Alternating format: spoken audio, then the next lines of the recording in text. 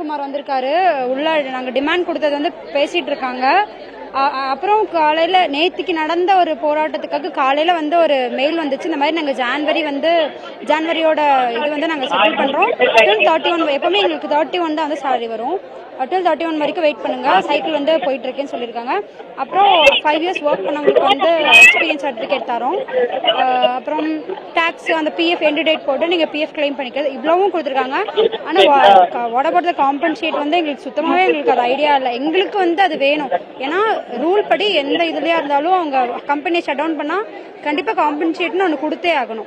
So இன்னும் அதை பற்றி பேசிகிட்டு இருக்காங்க. நாளைக்கு வந்து மெலினா, பரீட்சித், ஹையர் அஃபிஷியல்ஸ்லாம் வராங்க, ஜேசன் எல்லாருமே வராங்க. ஸோ கண்டிப்பாக வந்து ஆகணும். ஏன்னா எங்களுக்கும் ஒரு கேள்விக்குறி தான் எல்லாமே. ஸோ அவங்க கூட கான்வர்சேஷன் நாங்கள் டிமாண்ட் வச்சதை வந்து அக்செப்ட் பண்ணி தான் ஆகணும். ஏன்னா எல்லையும் க்ளோஸ் பண்ணிட்டா இப்போ நாங்கள் என்ன பண்ணுவோம்? ஹையர் அஃபிஷியல்ஸ் தான் வராங்க. ஸோ வந்ததுக்கப்புறம் நாளைக்கும் வந்து கண்டிப்பாக ஆனால் போராட்டம் வந்து தொடரும் அப்படிங்கிற ஒரு நிலைமையில தான் இருக்குது. எங்களுக்கு ஒரு விடை தெரிகிற வரைக்கும் வந்து கண்டிப்பாக எதுவாக இருந்தாலும்